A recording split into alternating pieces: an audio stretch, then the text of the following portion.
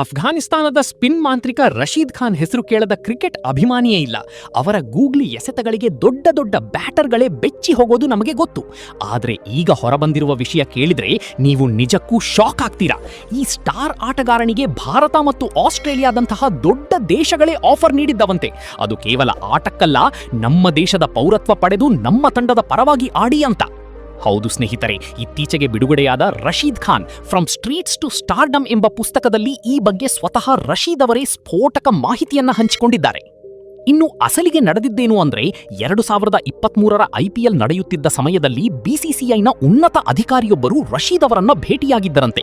ಅಫ್ಘಾನಿಸ್ತಾನದಲ್ಲಿ ಈಗ ಪರಿಸ್ಥಿತಿ ಸರಿಯಿಲ್ಲ, ನೀವು ಭಾರತದ ನಾಗರಿಕರಾಗಿ ಇಲ್ಲೇ ವಾಸ ಮಾಡಿ, ನಾವು ನಿಮಗೆ ಎಲ್ಲ ದಾಖಲೆಗಳನ್ನ ಕೊಡುತ್ತೇವೆ, ಭಾರತದ ಪರವಾಗಿ ಕ್ರಿಕೆಟ್ ಆಡಿ ಅಂತ ಆಫರ್ ಕೊಟ್ಟಿದ್ದರಂತೆ.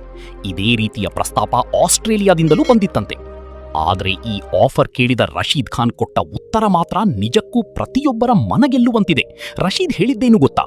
ತುಂಬಾ ಧನ್ಯವಾದಗಳು ಸರ್, ಆದರೆ ನಾನು ನನ್ನ ದೇಶ ಅಫ್ಘಾನಿಸ್ತಾನಕ್ಕಾಗಿಯೇ ಆಡಲು ಬಯಸುತ್ತೇನೆ.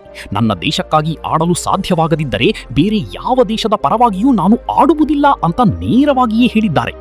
ಇನ್ನು ಅಂದಹಾಗೆ 2018ರಲ್ಲಿ ರಶೀದ್ ಅವರ ಅದ್ಭುತ ಆಟ ನೋಡಿ ಅವರಿಗೆ ಭಾರತದ ಪೌರತ್ವ ಕೊಡಿ ಅಂತ ಸೋಷಿಯಲ್ ಮೀಡಿಯಾದಲ್ಲಿ ದೊಡ್ಡ ಅಭಿಯಾನವೇ ನಡೆದಿತ್ತು. ಈಗ ಅವರ ಈ ದೇಶ ಪ್ರೇಮದ ಮಾತುಗಳು ಕೇಳಿ ಅಭಿಮಾನಿಗಳು ಅವರಿಗೆ ಸಲಾಂ ಹೊಡೆಯುತ್ತಿದ್ದಾರೆ. ರಶೀದ್ ಅವರ ಈ ಪ್ರಾಮಾಣಿಕತೆ ಬಗ್ಗೆ ನಿಮ್ಮ ಅಭಿಪ್ರಾಯವೇನು? ಕಮೆಂಟ್ ಮಾಡಿ ತಿಳಿಸಿ. ಧನ್ಯವಾದಗಳು.